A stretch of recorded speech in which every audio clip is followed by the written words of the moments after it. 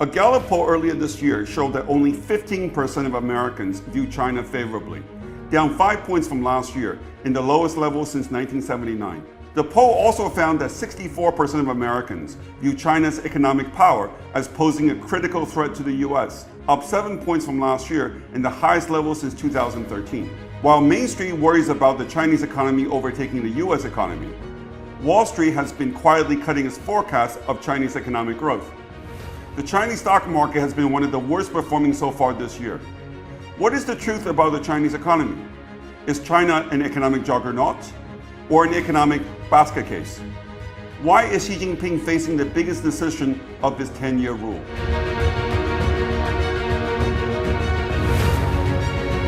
Hi, I'm David Wu, a former IMF economist and Wall Street strategist with a 20-year track record of making actionable predictions about the big story shaping our world tomorrow. Political legitimacy is the right to rule or to govern. For the 17th century British philosopher John Locke, political legitimacy comes from the consent of the governed, the people. Locke's idea of consent of the governed became central to America's Declaration of Independence. America's founding document says that governments derive their powers from the consent of the governed. Moreover, it says that whenever any form of government fails to protect the rights of the people, it is the right of the people to alter or to abolish it and to institute new governments. The Chinese parallel to the consent of the people is the mandate of heaven. The idea of the mandate of heaven was first formalized 3,000 years ago by the kings of the Zhou dynasty to legitimize their overthrow of the earlier Song dynasty. The idea is that heaven bestows the right to rule based on virtue and the ability to govern. The corollary to the right to rule is that people have the right to remove an unjust ruler. Mencius, the student of Confucius, famously said, "People are of primary importance. The state is of less importance. The sovereign is of least importance." The dispensability of rulers, especially bad rulers, in Confucianism has kept Chinese rulers on their toes for more than 2,000 years. This is because the right to rebellion is not just a theoretical construct. Over the past 2,000 years, there were more than 50 major rebellions in China and many, many more local rebellions. The Chinese take Confucianism seriously and literally.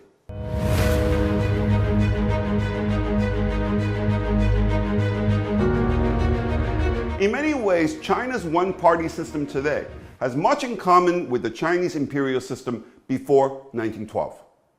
The president is powerful like the emperor, and the Communist Party runs the country much like the mandarins, the scholar officials who ran imperial China. And like the emperor in the past, the Chinese Communist Party, the CCP, is afraid of rebellion. The Great Leap Forward and the Cultural Revolution, the two main policies of the CCP during the first 30 years of his rule, left many Chinese either destitute, starving, or dead. A major rebellion might have broken out after the death of Mao Zedong in 1976, if things had not started to improve. Today, the CCP is increasingly relying on its achievements, especially economic achievements, to justify its rule. And objectively, it has good reason to think that its political legitimacy is strong. Since 1980, the standard of living of average Chinese citizens has been rising at a brisk pace. Over the past 40 years, China's per capita GDP, based on purchasing power parity, has increased by a whopping 2,500%. Since 1980, life expectancy in China has increased from 64 to 78, higher than even in the US. Since 1982, adult literacy rate has increased from 65% to 97%. These achievements will be considered impressive under any system of government, dictatorship or democracy. What I want to talk about in this video is whether this rapid convergence of China's standard of living to that of rich countries will continue.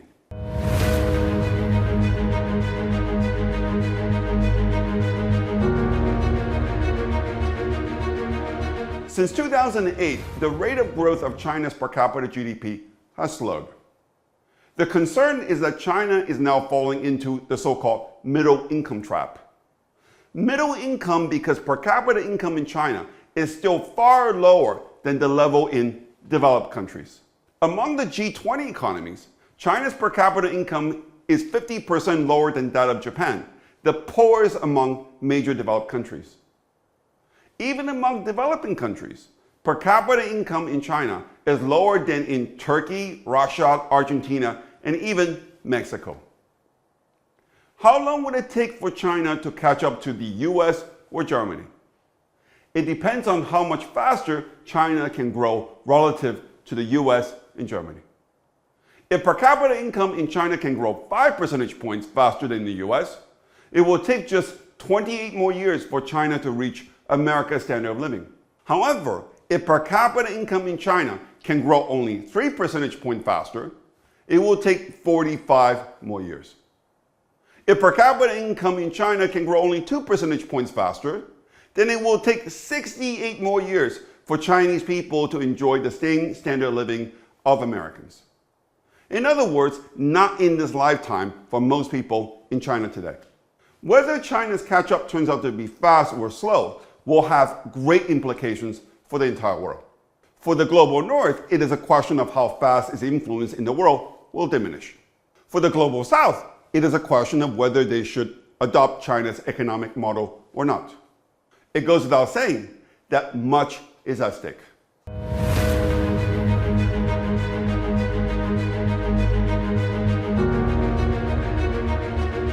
Economic theory says that the only way to raise the standard of living of people is to raise their productivity. If workers are more productive, they will be paid more, and thus they will be able to spend more. Urbanization, through the sharing, matching, and learning mechanisms, has been a major driver of China's labor productivity growth. Since 1990, urban population in China has grown from just 300 million people to now 900 million people. That is from 26 to 62% of the population. As a result, 6 of the 25 largest cities in the world today are in China. At least on paper, with China's urbanization rate still lower than those of developed countries like Japan and South Korea, the potential for further labor productivity gains remains great. Yet, we should not take this for granted. When China's economy was growing rapidly, the migration of rural workers to the cities helped ease labor market bottlenecks while offering rural workers higher pay opportunities. However, with the economy slowing down, and with youth unemployment rate in urban areas at 21%, continued rapid migration from the countryside to cities could only make things worse and foment social tension and perhaps even rebellion.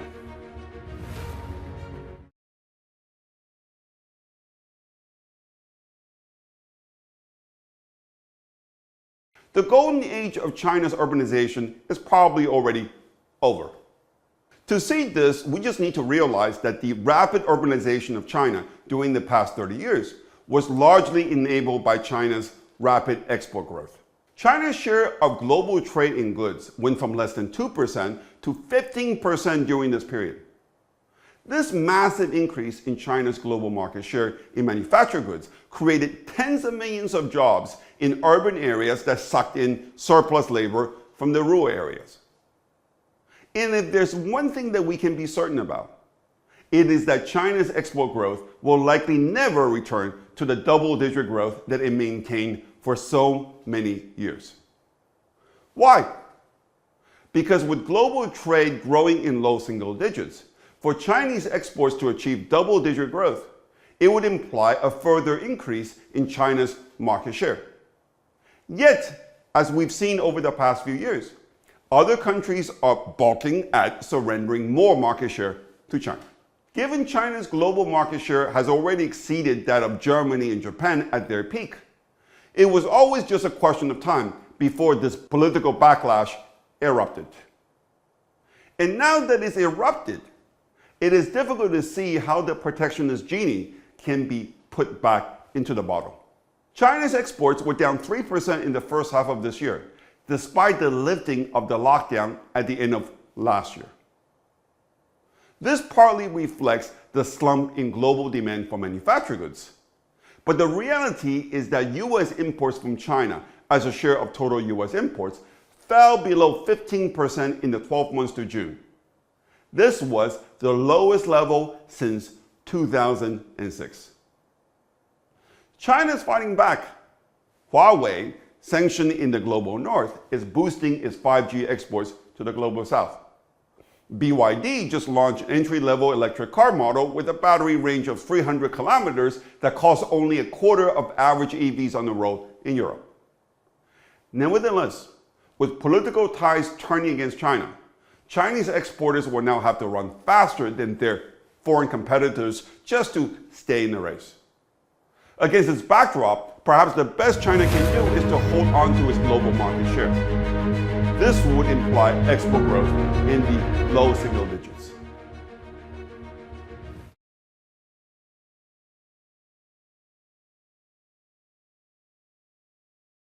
Beijing may protest against the international backlash to its dominant global market share, but it did see it coming. Since 2010, Chinese policymakers have been trying to reduce the dependence of Chinese economic growth on export by supporting domestic consumption. It did so primarily by pumping credit into the economy. The result was a massive increase in home prices. The increase in home prices made homeowners feel wealthier, and for a while there were signs that the Chinese consumers were coming of age. But economic growth driven by asset price inflation can only go on for so long before an asset bubble becomes a drag on growth. We saw this in Japan in the 1990s, and we're seeing it now in China. Not only has the Chinese housing bubble reached a dangerous level, but the debt buildup over the past 10 years in both the private and the public sectors are making it worse. For one thing, in the event that this housing bubble should burst, the ability of the government to provide substantial fiscal support is limited. Not to mention that China is already running a huge budget deficit. Not to mention that with an aging population and an underfunded pension system, China faces an increasingly bleak fiscal outlook.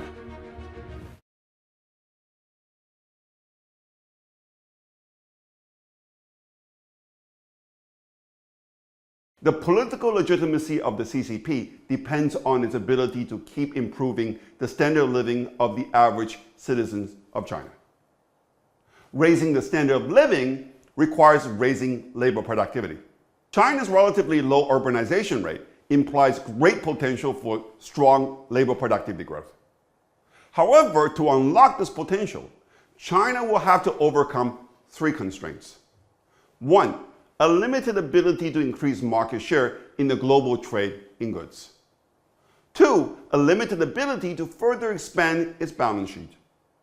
Three, increasingly limited ability to access foreign technologies as a result of a concerted attempt by the West to hold China back in the technology race. These constraints are real and growing.